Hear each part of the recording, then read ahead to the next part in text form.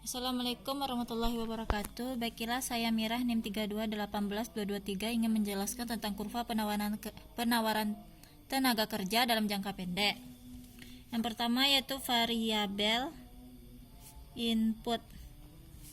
Maka variabel ini berupa tenaga kerja atau labor.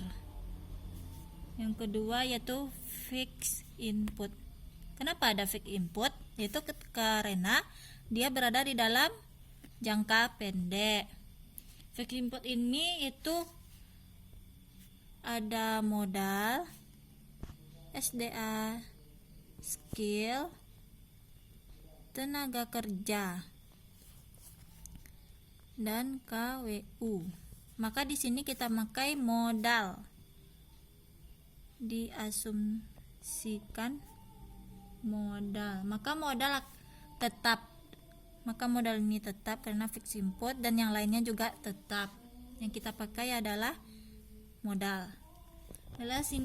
Maka tabel yang kita buat adalah, baiklah ini tabelnya, yaitu di sini kita buat TP, yaitu TP itu adalah total produksi dan labor atau yang bisa disebut dengan tenaga kerja. Kalau yang dihasilkan 1 maka dia ke 10, 2 maka dia akan menjadi 19, 3 maka akan menjadi 27, 4 maka akan jadi 34, 5 menjadi 40, 6 menjadi 45, 7 menjadi 49, 8 menjadi 52, dan 9 menjadi 54, dan 10 menjadi 55, 11 menjadi 55, dan 12 menjadi 54 karena dia menurun. Kalau kita ketahui kita hubungkan titik kombinasi yaitu tenaga kerja yang diminta oleh perusahaan dengan produksi yang dihasilkan, maka nanti kita akan memperoleh kurva total produksi dari penggunaan tenaga kerja. Ini ya. Setiap penambahan satu tenaga kerja akan meningkatkan output dia akan meningkat. Penambahan tenaga kerja akan selalu meningkat sampai titik tertentu, di mana pada titik 11 merupakan titik maksimum untuk menghasilkan produksi karena 12 telah mengalami penurunan, yaitu dari 55 menjadi 54. Jadi kesimpulannya, semakin banyak tenaga kerja maka bisa semakin tinggi output dan sampai ke titik output maksimum. Baiklah, selanjutnya saya akan menjelaskan tentang marginal product dari penggunaan tenaga kerja. Di sini saya telah membuat kurvanya atau tabelnya. Maka di sini rumusnya adalah MP marginal product sama dengan T, yaitu T adalah tetap penggunaan dari produk pada saat produksi pada saat masa sekarang, jadinya TP, yaitu dikurang dengan tetap produksi sebelumnya. Jadi sini TP S dibagi dengan tenaga kerja sebelumnya dan dikurang tenaga kerja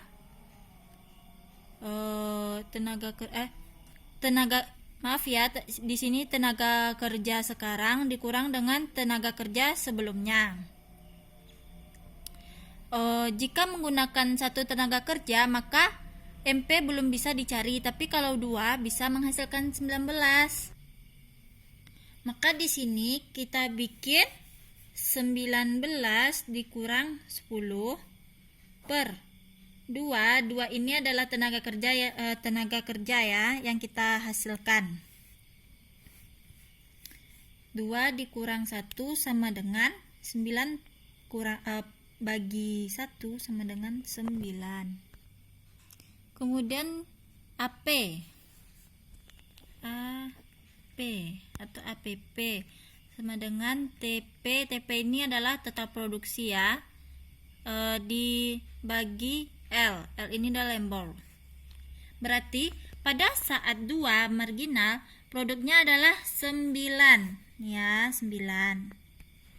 Kalau 3, yaitu dan 3, maka 3 yaitu 27 dikurang 19 dibagi 3 dikurang 2, maka hasilnya adalah 8.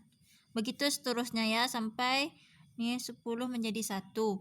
Maka jika kita hubungkan titik antara penggunaan tenaga kerja dan MPP, maka akan terlihat menurun. Nah, kita sambungkan atau kita garis menjadi 1. Nah, kelihatan kan? Nih, dari atas menurun dia ke bawah. Jika 12 ini, maka dia adalah min. Kita buat di bawah. Jadi, min 1. Kalau 11, dia menjadi 0. Nih 0 ya. 0. Nih min 1. Jika kita hubungkan maka jadi MPL atau MPP. Kesimpulannya dari ini, maka setiap penambahan satu input ini tenaga kerja maka akan menyebabkan penurunan terhadap marginal produknya. Dan jika ditambahkan 1, turun lagi 1, begitu seterusnya, sehingga slope dari marginal produk semakin lama semakin menurun, dan maksimumnya pada saat MPL sama dengan 0 atau MPP sama dengan 0, atau pada saat titik produksi sudah maksimum kalau APP rata-rata dari produk. Maka kurvanya yaitu ini. Maka rumusnya FMPP, nih MPPP sama dengan P. P ini adalah harga ya yang diperoleh dengan permintaan sama dengan penawaran. Yaitu sini penawarannya 40. Permintaan tenaga kerja upahnya yaitu 40 ya, ini sama dengan 40. Itu dikali dengan MPPP. Maka di sini kita buat FMPP sama dengan 40 dikali MPP. Untuk 2 tenaga kerja sama dengan 40 dikali 9 sama dengan hasilnya 360.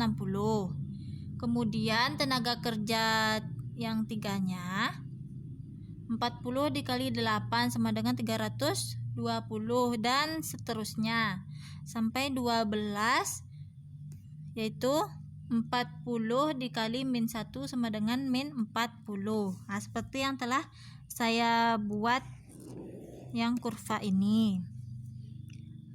Kemudian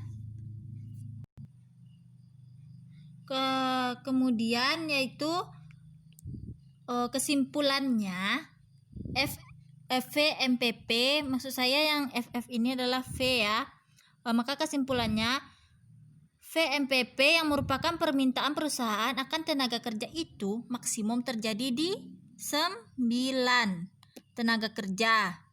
Jadi untuk satu tenaga kerja dibayar $80. Ini ya, $80. Jika digunakan 8 tenaga kerja maka belum maksimal karena value yang dihasilkan kelebihan dari biaya per harinya. Jadi dapat disimpulkan kembali, semakin meningkatnya upah yang diterapkan, maka semakin rendah tenaga kerja. Semakin tinggi tingkat upah ditetapkan, maka akan semakin rendah tenaga kerja.